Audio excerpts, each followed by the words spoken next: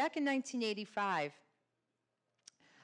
Karen Durand wrote an article kind of stating just what we're talking about, that problem behavior may function like nonverbal communicative acts to request, i.e. demand, for specific reinforcers that are socially mediated. So this was back in 1985 before people were going around and making this kind of sexy, right? But it is, it is part of, ABA has always been, right? And should be seen as such. So this is a great article, and I encourage you to take a look at it. Now to kind of start to talk to MANs in a conceptual sort of way, what are we looking at? So when we're looking at the MO, we're trying to, and this is kind of an important construct to understand, because when you're teaching this, you have to contrive these opportunities. So that's why we're kind of going over this in some detail, okay? So the motivation is they're deprived of access to attention, tangibles, or some other event or activity, right? And so they need people in the environment who have provided them access in the past, right? That's the SD.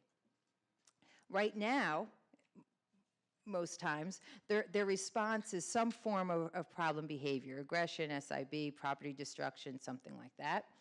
And the reinforcement is that the people provide the attention and the tangibles in response to that problem behavior, right? So that's what we're reinforcing, is the problem behavior. And so the problem behavior becomes a maladaptive MAND, right? Does that make sense? So I'm sitting in a room, and this is how it kind of goes down, right? I'm sitting in a room. I've been maybe having some popcorn or something. I'm a little thirsty. Nobody asks me if I'm thirsty. Staff isn't motivated to ask me if I'm thirsty, right? So now I start to kind of bang my head. So as soon as I bang my head, the staff start to dance a bit, right? Or a little bit of court gestures. So, oh, Vivian, what's the matter? You must want something. What can I get you? Right? And so we offer stuff, and as we offer stuff, if it's the stuff they want, they take it, and if it's the stuff they don't want, they push it away, and we continue to dance, right? And so we end up reinforcing and saying, this is the way you have to talk to me, right? And so, so we're competent listeners for problem behavior. So that's what I'm sort of referring to, right? And the same thing, when they want to get out of a situation or away from people or out of a situation, then they need to have people in the environment that act as SDs that in the past have allowed them to delay or escape that situation, right?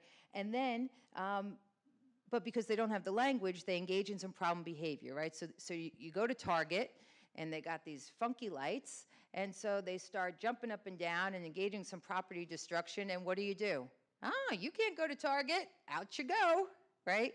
And so they get their way. So what we're saying is, you can't, the only way I know you don't want to go to Target is if you have some kind of challenging behavior while we're in the Target, and that's how I know to take you out, right? So this is what we're looking to change going forward and have a more appropriate response, which is the MAN. So again, the motivation is all the same, the SD is the same. The difference here is that now they're just going to ask for it. I want a break, I don't want to go, terminate an activity. And they're going to do that vocally with sign, finger spelling, whatever response form that you've chosen for them. Okay.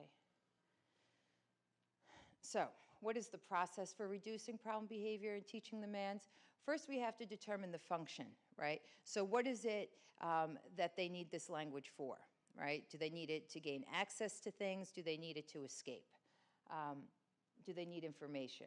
So we determine appropriate alternative response form. So are they using sign, vocal? We're going to use pictures. And then we teach the response when the motivation is strong. This is sort of important because a lot of times I go into classrooms or have gotten into classrooms and somebody will hold up, a piece of candy and they say, candy, and the kid says, candy, and then the staff go to give him the candy and the kid pushes the candy away, right? Because we don't want to teach people to ask for things they don't want, right? That's kind of weird, right? Remember I went back to that weird thing? That's a weird thing, right? So don't do that, right? So only when the motivation is strong, and so they have to declare their motivation, right? Have them, if you're not sure what they want, That's okay. So you'll see in some of the videos I'm going to show that we put out a couple of choices, and we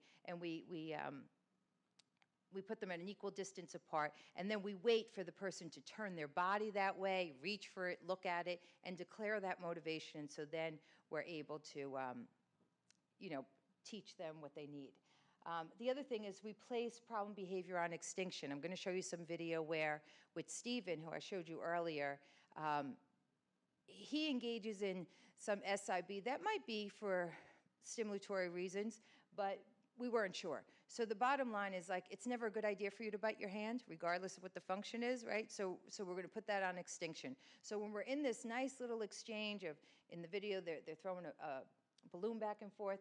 When you bite your hand, we're not going to pay attention to that, so you don't get the balloon. We put that response on extinction, and then when he stops, we go back and we prompt the response for the balloon.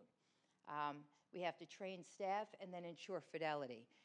That's the part that everybody leaves out, right? You get the staff trained, all excited, and then nobody goes back to see if they're still doing it, right? And are they doing it the right way? The other thing I'll say is that, in group homes, maybe in a lot of situations, but in New Jersey, it was kind of like more isolated, I feel. I feel like there was more multicultural situations when I was working in New York in the group homes. And I say this because when we're taking data, English isn't everybody's first language. So just keep that in mind, right? That, when they were great with actually doing the mechanics of teaching the man, but when I went to the data, I couldn't understand what the heck they were writing on the paper. And they're like, I'm not from this country. I don't know how to write this stuff down. And I said, oh, okay, that's a whole different ballgame. Not a problem. We'll get somebody to scribe. Not a big deal. But go back and check the fidelity. And although today's not about, functional analysis, we use what everybody else uses. We do interviews, we do observations, and then we do some functional analysis when we're lucky and people aren't kicking us out of the house. That's everybody's worried, like, oh, you're going to get them upset, and then you're going to leave. And most people are like throwing things at Jimmy and us. When we first started doing this in Brooklyn, they're like, you can't get him upset. That's against his right. And I'm like, I don't think he really wants to live like this. So let's start from there, right? And so you'll follow the same sort of procedures. And then we have to come to the hard part, right? Choosing a response form. So how do we go about that? Well, we look at their skills. Do they have a strong echoic? Can they repeat when I say something, right? If they can, then that's where we'll start. If they don't have a great echoic, but their imitation is good, then we'll start with sign language. No echoic, no imitation, but they have good matching skills, then maybe we'll go to pictures, right? The idea here is that no matter what we do, the reality is that if we don't have the staff buy-in, it's not going to work. So what we're learning is that we write these great plans that nobody reads and nobody implements. And that was why I went to SUS, is that I was sick of sitting in a school writing plans that nobody read, right? And I would walk in, I'd try to tell the teacher, and she's like, yeah, I got it. So I'm like, okay, so I'm just here to fulfill a requirement, right? So it's nice to finally be in a position where you could kind of ask the help of the staff. And I find that when we get them to be part of the process, that we have greater results. And when we've been presenting at ABAI, those are the sorts of presentations that we're showing, that with staff buy-in, you get better effectiveness and more consistency. And Barbara Esch kind of, she looks at this as like, she calls it the big five, so that when you're looking at, she's a speech person who's also a BCBA, and so she says, when we're looking at response forms, we want to look at things that are fast and easy, cheap, right? The problem with the pictures is it's hard to keep up, right? Because the guys aren't so gentle, right? They eat the pictures, they throw the pictures, they crumble the pictures up. You got to make more pictures, you got to laminate them again. So that's not so easy. You want it to be effective, and you want it to always be accessible, right? So, but in order to do that, everybody has to sort of buy into the process. Again, kind of went through this already. Okay, so teaching vocally using the echoic, this is the way we sort of break it down. So we capture, contrive the MO. So we put them in a situation where they want what we're offering, and then we say the word, they declare their motivation for which item. So if we have, let's say, and you'll see this in the video, if we have some water, some candy, and music, they kind of look or turn their body, they declare it. Now I'm going to prompt. So if they look at the candy, I'm going to say candy, they're going to say candy, and then I'm going to deliver the candy, right? So what kinds of prompts do we present? We ask the question, what do you want, right? Or maybe the item is there, and so they look at the item, they tact it, and then they request it. Or they need my vocal prompt, they need the echoic. Nonetheless, they request it, and then we deliver the reinforcer. We determine, this is the other thing we're going to focus on the next few slides, is that this is a very dynamic process, right? So it's not like in the past where, you know, you kind of like took somebody into a cubby and you taught them to touch their head 10 times so that you would have a nice easy percentage of 100, right? So it's not like that. It's motivation, and motivation changes from moment to moment, right? So from the first time I offer them the candy to the last time I offer them the candy, their motivation may not be as strong, right? And so their responding will be affected, right? And so they may need greater prompts from me to evoke it, right? So that's what we're looking at. So maybe I have to do a full physical prompt for a signer, and then the next time I do it, maybe it's just a partial. Maybe the next time I just have to say it and they sign it. So it's dynamic, and it's one thing to watch it. It looks so easy until you get there and you're on the other side of it, and you're like, oh, and you'll see Jimmy in one of the videos saying, you got to come here and kind of feel it. You got to feel his pressure and how his musculature is changing, and to know what you're going to have to do here. So you have to determine the fade, and you have to set up new opportunities. That's the other piece that I think is often left out, right? We forget to fade the prompts. So eventually, you want to get to the point where they see, or they're under the MO of a pure man, right? And they want to they know they're thirsty, and so they ask for water even though they don't see it in their immediate environment. That's the goal. But what you have to do is sort of fade that, right? And so what happens is if you have somebody who doesn't communicate effectively very often, and you start to use this, and they respond positively, right? And so now they're asking for water and all this stuff. Everybody gets excited, and they sort of stop at the prompt levels, right? So they keep saying, what do you want? What do you want? But if any of you in here needed to use the restroom right now, you wouldn't interrupt me, right? You would just get up and maybe get outside and ask somebody out here where the restroom is, right? But you know that there's a restroom available in this building, right? And so that's what we're trying to get them to. So if they're dependent on what do you want, then someone else always has to be in the room asking them that. You see the difference? So you want to make sure that you get to the point, and you'll see some video too, where we start to cover up the food, we get it out of sight, and we're contriving those situations so that it is more of a MO. The other thing, did I miss that?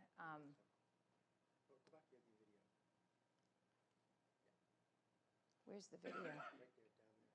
Oh. Okay, so the other thing is that you want to set up new opportunities. And in this next video, we were working with this youngster. It was during that initial period I came to SUS, and we weren't able to, through the grant, target adolescents. But this mom was just distraught. Her son, Devante, was a big boy. You'll see him in the video. And when she would work days and her husband would work nights. And so she used to lock her bedroom door when she went to bed. And her fear was that, God forbid, there was a fire or something, she wouldn't be able to get to her kids. But she had to do that for safety, because what Devante would do is in the middle of the night, he would come into her bed and he would bite her face. And he would pull her hair and punch her. And, you know, as we all are, we're laying on our backs when we're sleeping, so we're in a pretty vulnerable position to protect ourselves. And so her and her other son would sleep together in the bed while Devante was kind of running loose. And so this was really important. And you'll see here, I have one of the BCBAs, Amanda, kind of working with him to teach him to request. And then you'll see an RBT, another large male there, as her bodyguard. So he got us pretty good. I was pretty mauled leaving his house. And my son was like, you get paid for this? Like, why would anybody go to work for this?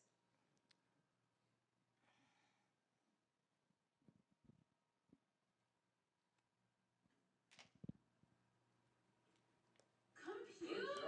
Good job saying computer.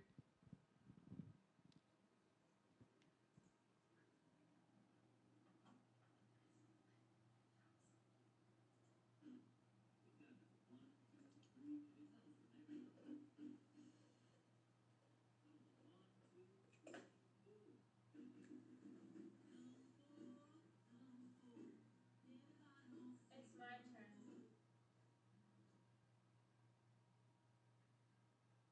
So she's trying to contrive the motivation, but it's not really there. He's waiting for that computer. And there it is. Computer. Nice job saying computer.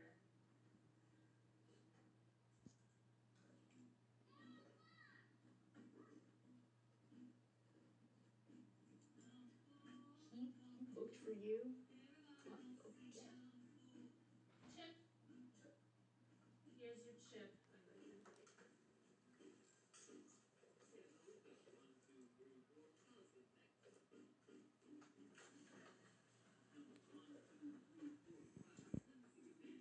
Sit down. Ooh, you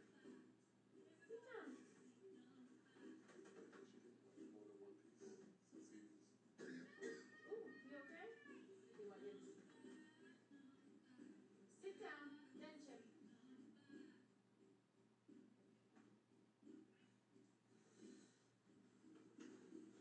That would be a time where he would typically start pinching and grabbing and then bring you in for the bite.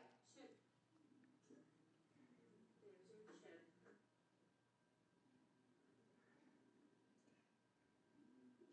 Show me have more. And see how, yeah. You want more? Want more? There's another. So then next time say more chip. More chips. More chips. So keep giving him, yeah. Does he want the cookie?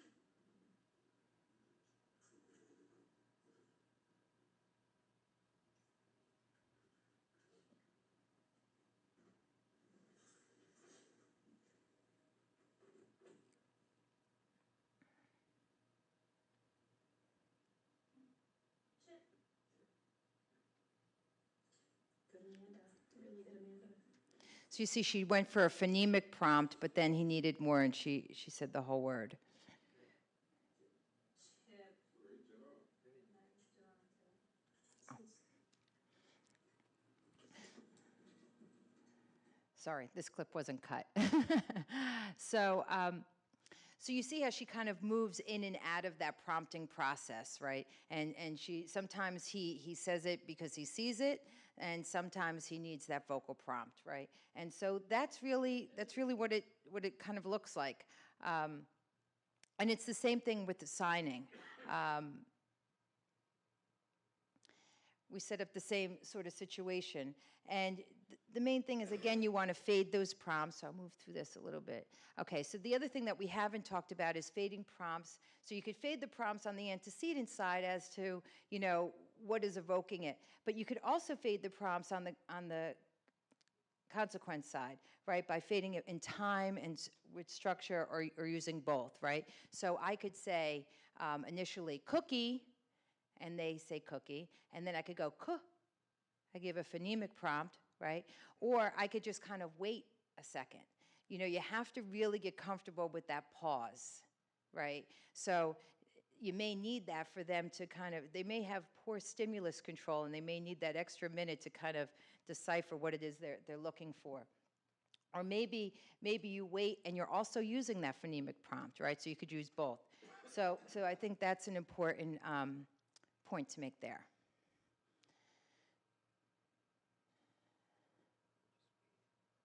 What? Okay, all right. There was video there, right? Okay. So I don't know why that happens. Okay, so in these videos, you're going to see Jimmy working with some of the adults at SUS. In the first one, we have Megan, and you'll see him kind of move through those prompt levels with her. That he finally gets her to item, and so that she sees it, and so she asks for it. She is, you know Megan a little bit better than me. She is about 30. She's in her 30s. What is her problem behavior? I'll give you the mic because they can't hear. What is her problem behavior like? I don't feel comfortable with the microphone, but okay. Problem behavior is some physical aggression. She has a tendency to have an overgeneralized request form. So you might see sometimes where she's signing toilet, and usually what would happen is she would sign toilet. People would say, okay, you can go to the bathroom. She'd go to the bathroom. She'd stand there, not go, and people go, oh, you must want something else. So signing toilet became her an overgeneralized way of, I want something, I just don't know the specificity of it. So that was pretty much it. It's like I'm going to sing karaoke. So she looks at it, I slide it out, I demonstrate, fish. Let's try this, fish. Okay. And then I deliver it. Okay? Move the items around again. And I might give her a freebie. This is a cookie. I might like these.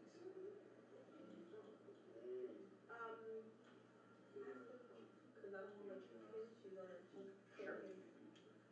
Take your time. You can have all this up. I want you to chew, like Kegman says, chew. Take your time. So see what she did there? She signed toilet again. So you see how she declared right there? So what I'm doing is I'm sliding it out, showing her fish. Try like this. And now what I'm going to do is I'm going to help her move it more by bringing my hands in and moving it. Fish. Deliver the fish. And take your time. Chew. Did you even chew that? Did you chew it? She just caught it. Megan, take your time. It's okay. So see how she reached here? So you see how I slide it out, and now I'm going to demonstrate it? Chip. Good. And if she didn't sign chip while I signed it, I would take her hands and I would move it. Can you establish? Chip, sure. That was great. So why did she sign that? Did I show her how to do it? She saw it and she did it. That's good. Just waiting for her to declare.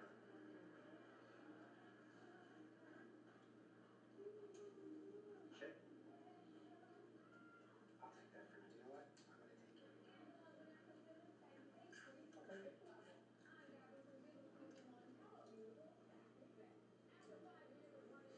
Chip.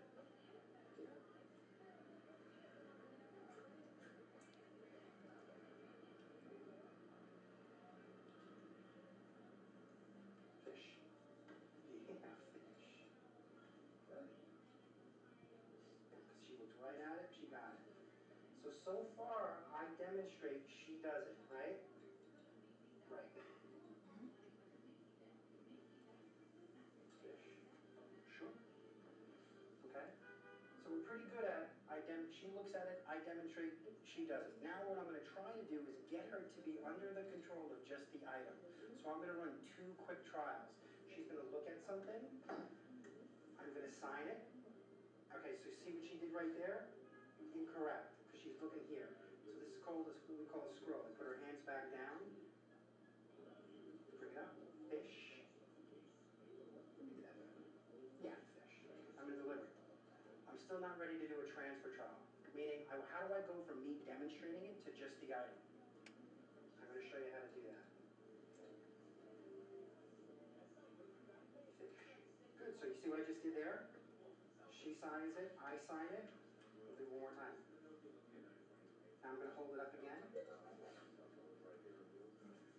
you see what I had to do there? On the transfer trial there, so I held it up. Instead of doing a full model, I did a partial model.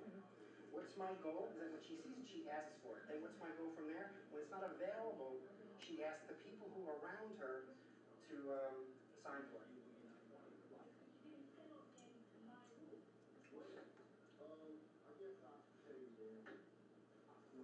Chip.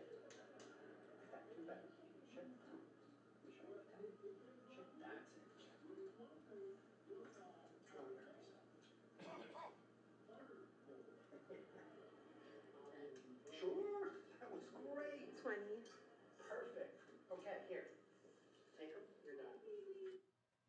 So I'm going to move a little bit quick because I see I'm running out of time. But you see how he moved in and out. It was kind of dynamic process, and he did get her to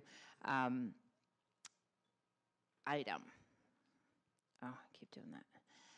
And then here, I'm going to go to this other video just for the time. But I wanted to show you how Everything has to be. how we kind of. So I just want to give you, because I didn't show you the other video. So this lady here is a DSP in the yellow. And when we do this, when we come into the houses, they go, oh, are you going to do that thing at the table with the guys? Like, everybody loves this. This is a showstopper, right? So you see her in the video, in the other video, kind of come out of the bedroom, like, oh, this is the show's on. And so Jimmy says to her in the first video, oh, you're here for this? And she says yes. So she's sitting on the side, and then he goes, hey, why don't you come over? So notice her face, right? She's so thrilled to be there. But watch the change. They give you less and less and less help. So if you don't mind, can you come in just so you can feel it? Because I can't explain to you how I'm not physically going to have to feel it. Would that be okay? Keep videoing? Would you mind being in the video? Yeah. The part of you shooting will not be played by. You can't go physical. It's like that one. I can explain it, but you're going to have to feel. That's one of the more difficult things about when we say shaking it, we're doing it physically. So you can see Jimmy's now teaching another DSP, but she gets started. She was paying attention. She couldn't wait to get that seat. Now go a little bit faster. Remember, get a little faster because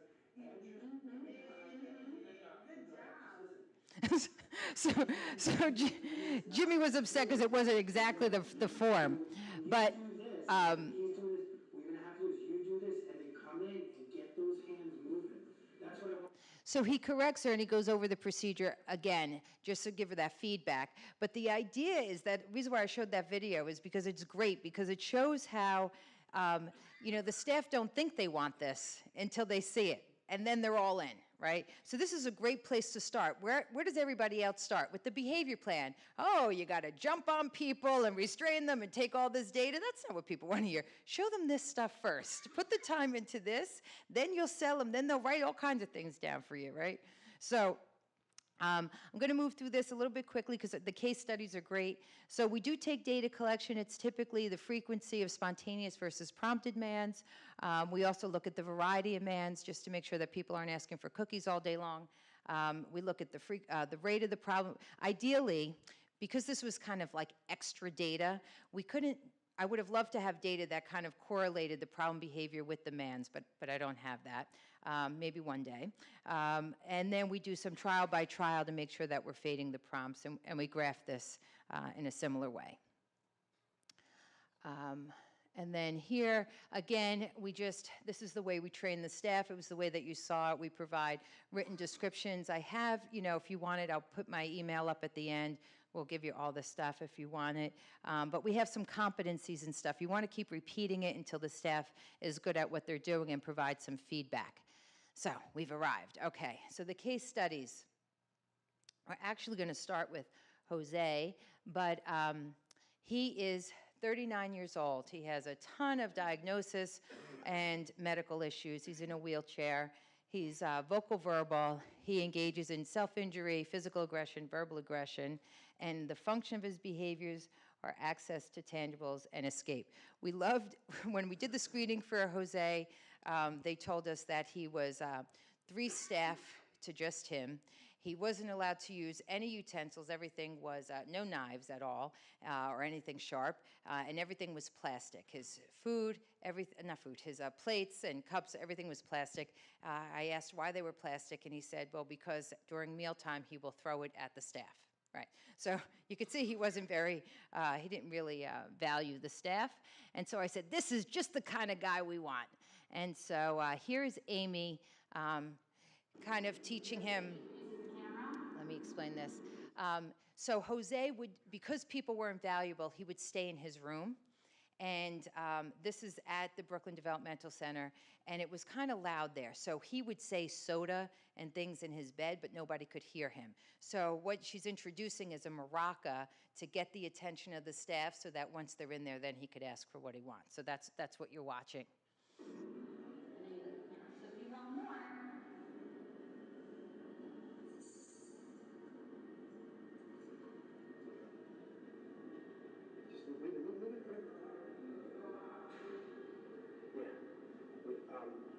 I didn't think there was an MO there. Yeah, I'm not sure either. Just do it as the same as the man. Yeah. But usually people were being very cautious. Yeah.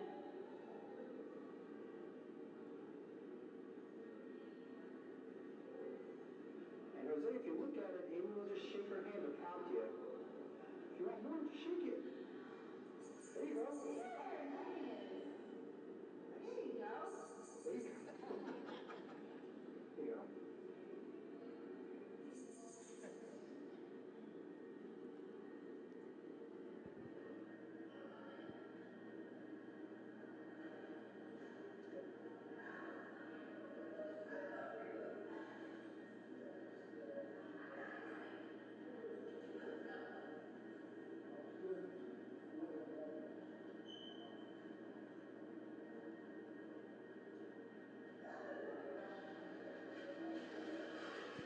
So now we're trying to fade Amy, and we're moving her out of sight.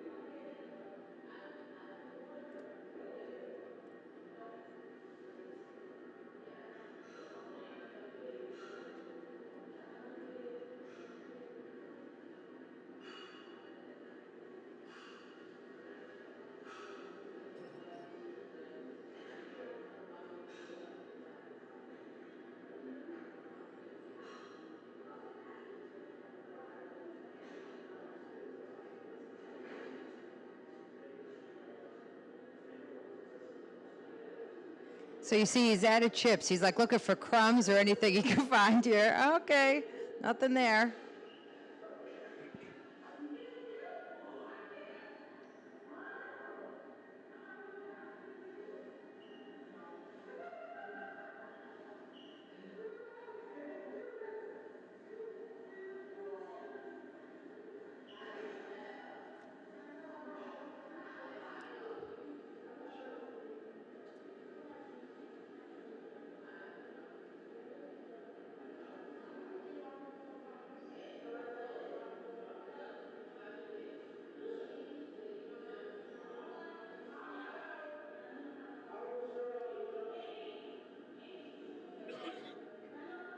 So again, how do I?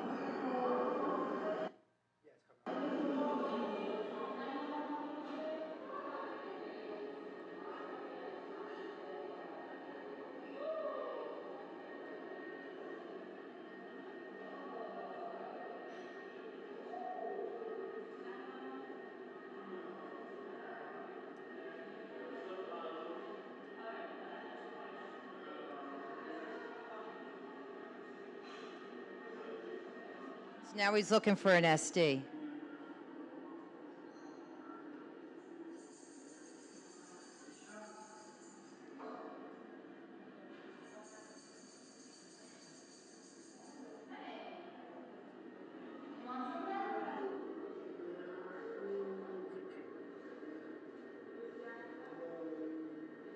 something? Chips. Chips. There you go. Can you say chips? Is that hard? Okay, so again, he asked for it, and we kind of let that play out because that's real life. Like this motivation isn't back to back to back, so you got to get comfortable with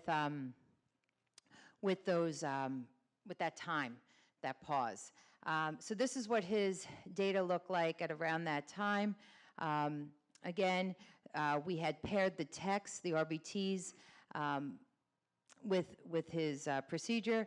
We also then removed the text, and he had a change in meds, and his behavior, once it was all transferred to the DSPs, remained pretty stable. So that was a good thing. Any questions with what we did with Jose? I know, more video, right? Okay, I feel the same way. All right, so then Nama. Nama's great, she's like my baby. She's 37 years old. She's a very capable young woman and has these kind of strange behaviors for someone of her capability. She engages in pica and headbanging, aggression, and it's all for either get access to things or to escape. She had a lot of medical issues that I'll talk about a little bit more during the when I go over her graph. But this is what Nama looks like on a bad day.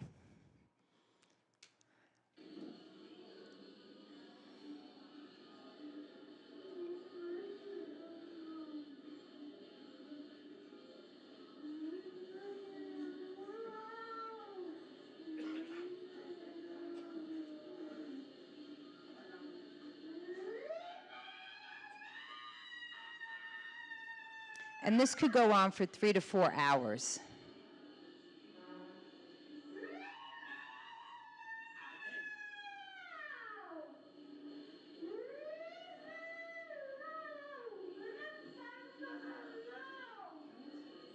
And so you can see there's 3 staff. There's a tech who's doing pica sweeps, and 2 of us trying to keep her safe.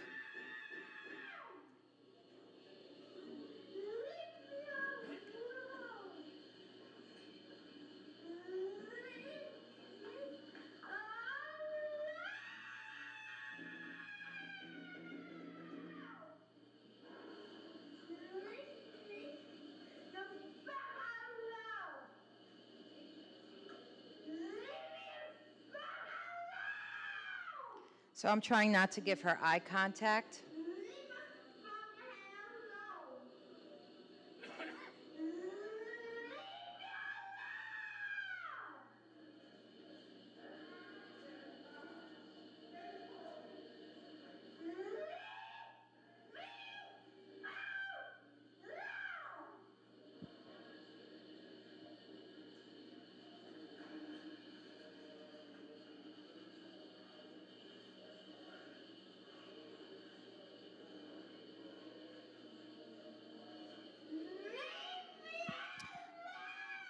So you get the idea, right? And so that's what she looks like, right?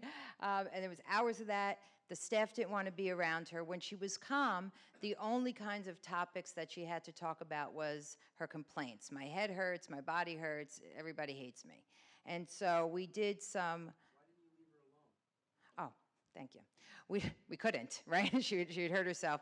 But unfortunately, we were the SDs for all the good stuff too, especially me. I'm preferred staff for her. And so a lot of times, talk about confusing, she would be acting like that and I'd say, I can't help because I'm gonna kind of just extend it. But so Amanda came up with some conversation starters for her to try to start to change because staff didn't want to be around her because that was a big part of their shift. That could be half their shift. And then the other half was just her complaining. So she wasn't like fun, right? So we did some conversation training with her, and I'll show you a little clip of what that looked like.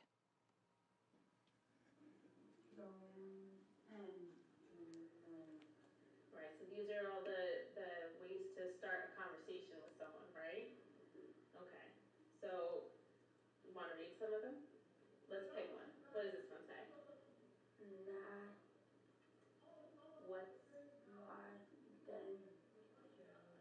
What's going on?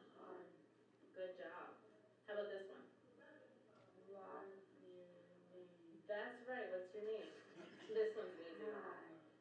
And your favorite? I miss you. Okay, so let's pick one. Pick a card, any card. Perfect. And what does it say? Hi. Great. So Nama, now can you go up to Sabine using the card?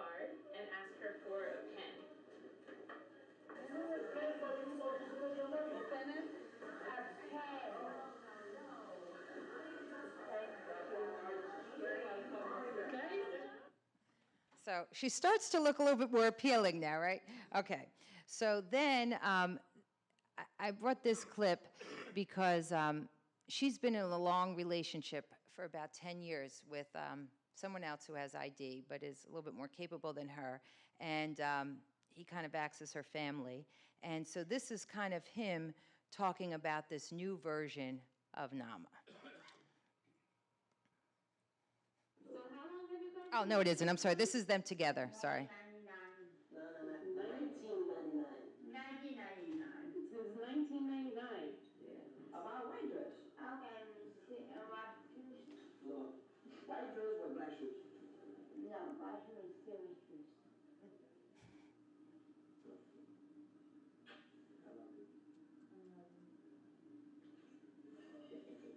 Amy.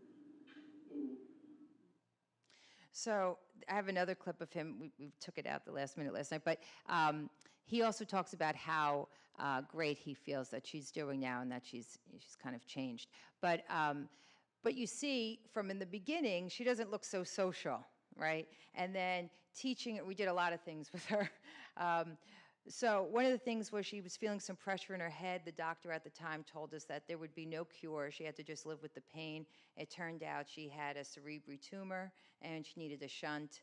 And when we relieved the pressure, she said, "I'm the new Nama." And she used to, I have pictures of her because she didn't have a headache anymore. Then she used to complain about some, her chest was on fire. Turned out she had GERD. So she wasn't crazy.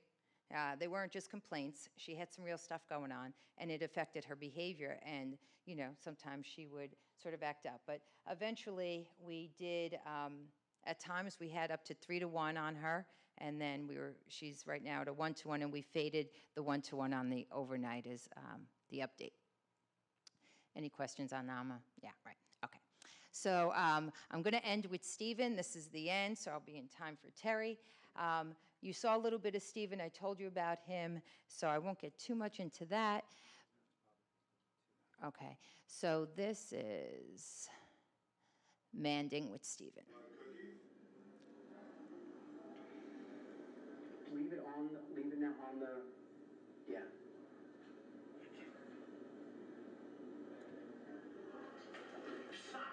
There's where you want to do that. Come closer. That's it. Good job. That's it.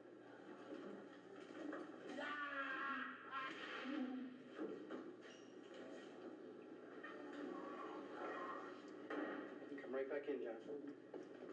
Because we don't want for that to signal that you're going away. Okay. Maybe Fred, you can just block in you.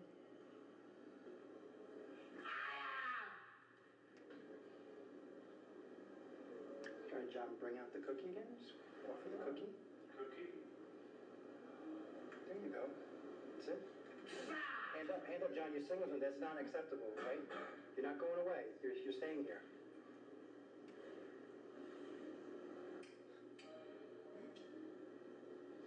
Okay. Come out the next one. Cookie. That's okay.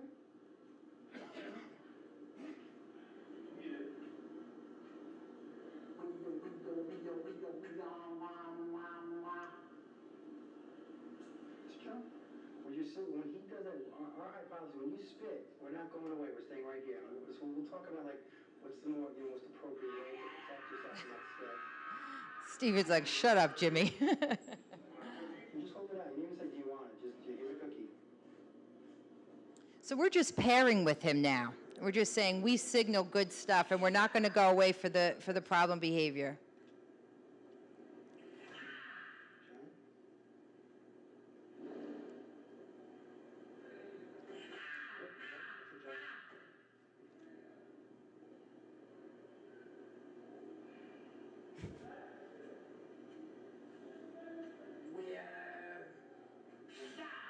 Good job. Excellent. Okay, now if you can block that a little bit. No.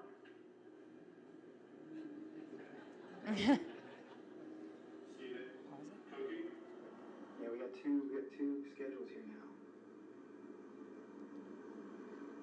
Fred, can you walk a little? So I just want to make a point. If If you notice, if you notice what happened there, we had to kind of block him. But as soon as the male staff approached him at a quick pace, he was like, no. Because his history had, when we got him, his history was male staff approaching at a quick pace meant something bad is going to happen. But in order to protect him, we had to get close. So you could see there, being around big males and they move at a fast pace signals my world is about to get worse. So John is trying to pair. He's also trying to teach him that when you spit, we're kind of signaling for you, we're not going to go away for this. Good things are going to come. So I just kind of wanted to make that point.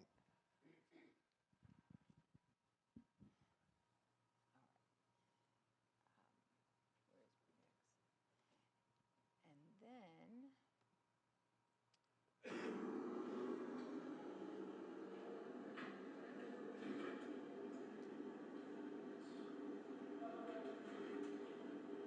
Cookie.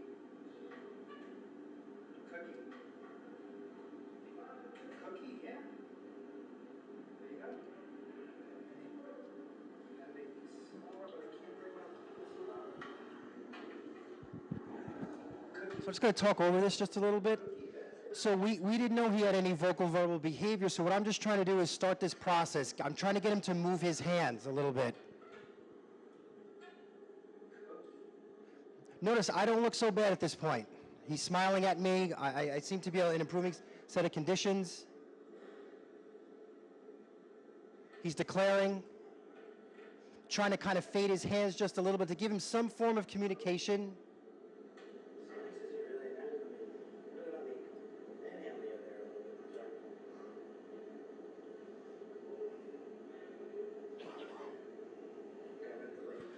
So I'm trying to delay to see if I can get a better response. Watch this.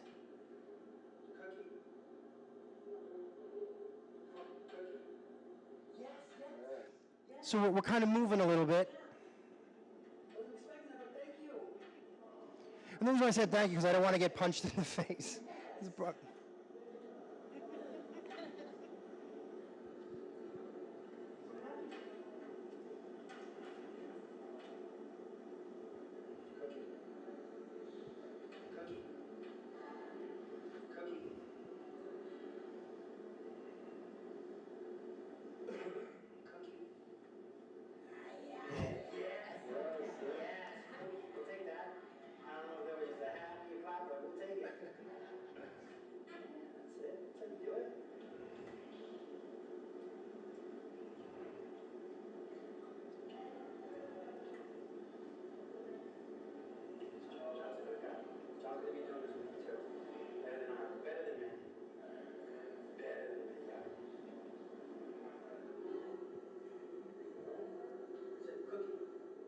So I'm trying to, again, delay.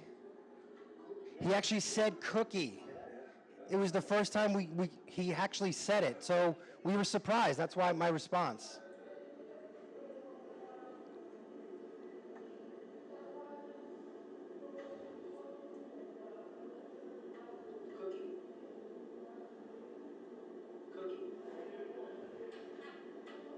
Trying to go back for the hands.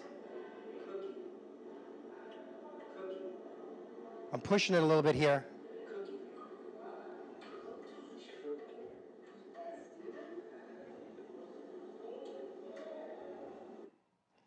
Just to let you know, Steve and I now live together. We have an apartment together. We're like the odd couple.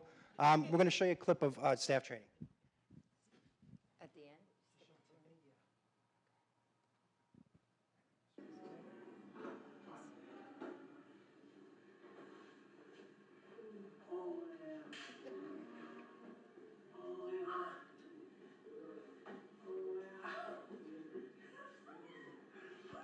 So he bites his hand and she turns away.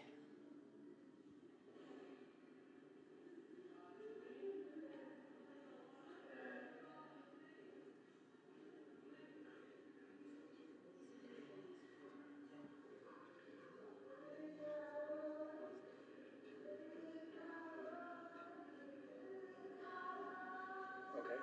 Come on, Steven. You ready?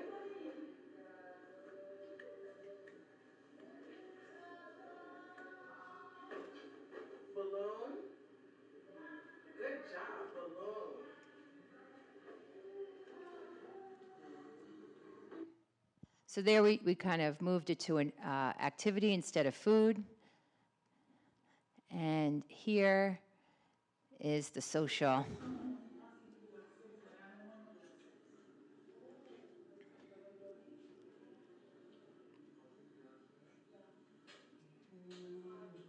Make sure, Tim, every time you blow it, say bubbles. Anytime you deliver it, say bubbles. Don't blow the bubbles in their face. That was the error Tiffany did. Bubbles. Bubbles.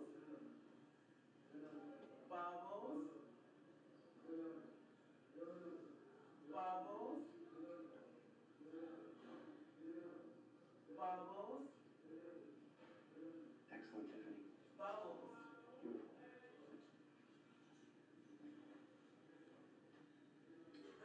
You can even bring up both of them and hold them out together and see which one. Yeah, whatever he makes eye contact with, then you just kind of go with that. So I asked her to put her hands Separate, out yeah, so really we far determine apart. what he wanted. There you go. So just to repeat for the video that she told him to put both things out. That's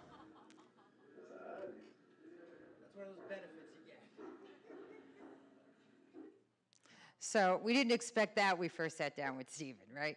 So Stephen right now is living in the community in Brooklyn, and he goes to the corner store and he asks for the things that he wants there. And his brothers actually, when Terry was still at SUS, wrote a letter saying, like, we didn't think this was possible. So this is his waiting and requesting. So his requesting is going up, and he's able to sort of wait for things a little bit better. So it's kind of a nice result. This is his behavior, problem behavior, the aggression and property destruction going down. So it's kind of nice. What happens? People are happier, individuals are happier, staff, improved quality of life. The agency benefits because there's less folks out of work because of injury, and relationships improve. I'll kind of just end on this. I'll try to speed it up a little bit, but in this, Terry loves this video. When we first started at one of the houses, we had somebody who was vocal there, pretty capable, and somebody else who was nonverbal. They never interacted. And so I was doing some manding at the house, and this guy, Robert, was very kind of just like the social interaction with me, and so would sit and watch. And this is sort of what happened. What did you let her show me? More. What do you want? Show me which one. Which one?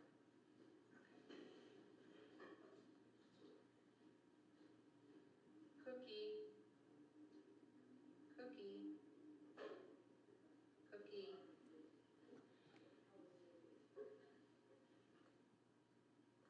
So I'm just writing down what he asked for and what prompt level was needed.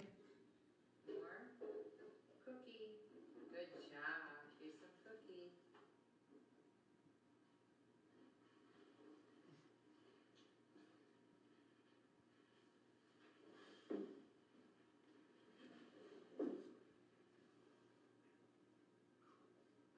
Cookie. Good job. Some cookie. See how look it's being. Cookie.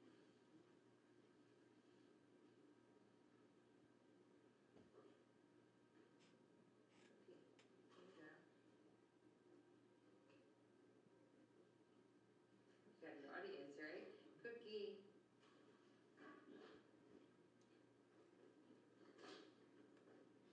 Now let's try this one. Cereal. Cereal. Show me.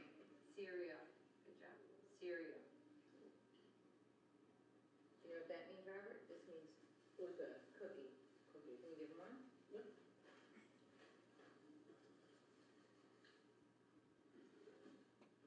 So now I've covered the food, so I'm looking for the MO to evoke it.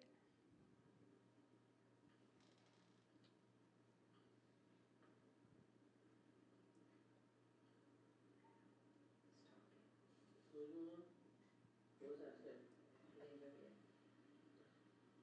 Do better. Cookie.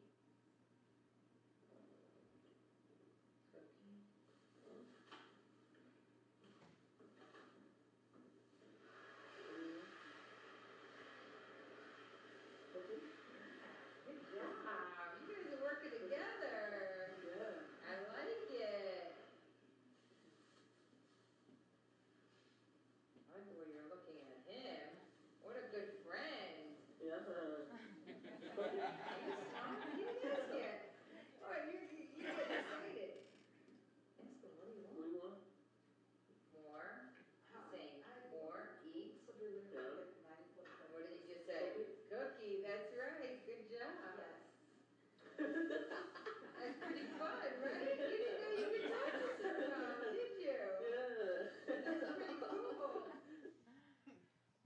So that's why we do banding, right? It's a great way to end. I'll just pop this up here so that you have my email. I'll skip over this. That's my email if you want a copy of the presentation or any handouts that we didn't get to. Be glad to send it to you. But thank you so much for your attention. It's a great honor to be here in the same room with Dr. Axelrod. So thank you very much. Yes. I have a couple Sure. questions or comments. One is that you said there, almost in passing, that there are fewer staff out with these programs because there are fewer injuries. If you could document that and put it into a study, it's a very impressive outcome to indicate that at times, Delaware, sometimes we talk about we should document police referrals. Right. And if you can decrease them, that's not just evidence for behavior, that's evidence for the whole community. Absolutely, absolutely, and we're trying to, yeah. We're in the process, we're using virtual health, as you guys are starting to move into, and that's what we hope to document is some of this, because once it's easier for the documentation and hopefully a little bit more accurate, we'll be able to go to the state. Right now, all we represent to the state is a place that will take these folks and do something good with them. My other comment is that you mentioned Skinner's book, Verbal Behavior. When he published that, there were no data in there, so Right. of course he was criticized for that. But you are providing the data Mm-hmm. that validates it. That's compared to Chomsky's major critic, for whom also presented no data, but there are now, in the last year, there have been 3 articles that I'm aware of that I should refute probably his give you claims this. in there. So that, okay, For the camera. should I start over? Did you hear, the first comment was on keeping data on staff injuries and absences as a demonstration of how this verbal behavior program is working, and get that together and put it in a published article. That's something people really are interested in. And the other point was that in Skinner's book, Verbal Behavior, he did not present any data in there. I was told by one of his students, Phil Heinlein, that he did have data, but the publisher convinced him not to. Anyway, there was no data in there. But what Vivian and her colleagues are doing is giving us the data that does validate Skinner's verbal behavior. And this is in contrast to his major critic was Noam Chomsky, who blasted the article, but also the book, but also provided no data. And the contrast is that now there are data coming out that absolutely refute Chomsky's claim, and you're providing the data that supports Skinner's claims. Thank you. So we really do hope to kind of move in that direction and show the state, many states, that this is the way to go and that we shouldn't stop teaching guys just because they turn 22.